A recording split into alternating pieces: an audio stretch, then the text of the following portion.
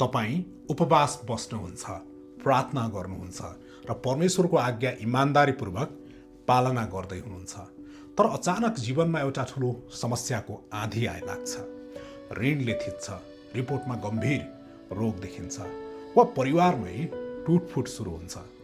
त्यसपछि तपाईँको मनमा एउटा प्रश्न उठ्छ, म त विश्वासमा छु, मलाई किन दुःख आयो? यो प्रश्न तपाईँको मात्र होइन, बाइबलमा पनि यस्तै घटना छ।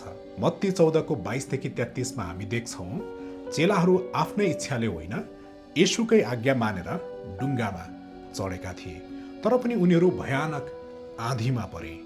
याद राख्नुहोस्, कहिलेकाहीँ परमेश्वरको इच्छाको बीचमा हुँदा पनि आँधी आउन सक्छ, तर त्यो आँधी तपाईँको विनाशको लागि होइन, तपाईँको विश्वास बलियो बनाउन आउँछ। जब येशू पानीमाथि हिँडेर आउनुभयो, चेलाहरूले उहाँलाई चिनेनन्। उनीहरू डराएर चिच्याए, यो त भूत हो। विचार गर्नुहोस् त, बचाउन आउनुभएको मुक्तिदातालाई उनीहरूले भूत देखे। किनकि जब मानिस डराउँछ, उसको आत्मिक दृष्टि धमिलो हुन्छ।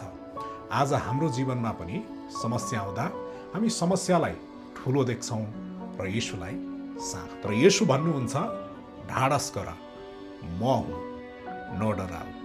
म हुँ यो साधारण शब्द मात्र होइन, यो उहाँको सामर्थ्य हो, यो उहाँको उपस्थिति हो। त्यसपछि पत्रुसले एउटा यस्तो कदम चाले जुन बाँकी 11 जना चेलाहरूले सोच्न पनि सकेनन्। उनले भने, प्रभु, यदि तपाईँ हुनुहुन्छ भने मलाई पानीमाथि हिँडेर तपाईँ कहाँ आउन आज्ञा दिनुहोस्। येशूले एउटा मात्र शब्द भन्नुभयो, आऊ।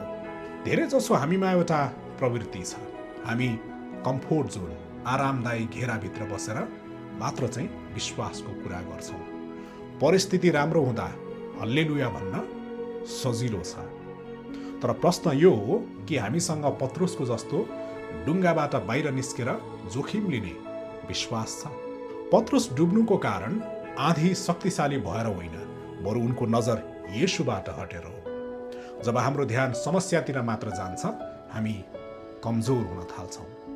तर जब हामी येशूमा नजर राख्छौँ, असम्भव जस्तो लाग्ने अवस्थामा पनि हामी टिक्न सक्छौँ। अन्तमा जब येशू डुङ्गामा चढ्नुभयो, आँधी तुरुन्तै शान्त भयो र चेलाहरूले स्वीकार गरे, साँच्चै तपाईँ परमेश्वरका पुत्र हुनुहुन्छ।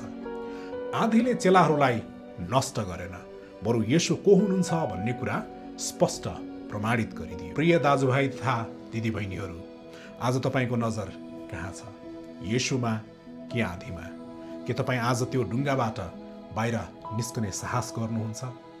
आउनुहोस् एउटा छोटो प्रार्थना गरौँ। हे प्रभु, हाम्रा डरहरू हटाइदिनुहोस्, हाम्रो नजर तपाईँमा स्थिर राख्न सिकाउनुहोस्। आँधीको बीचमा पनि तपाईँलाई चिन्न सक्ने विश्वास हामीलाई दिनुहोस्। येशूको नाममा, आमेन।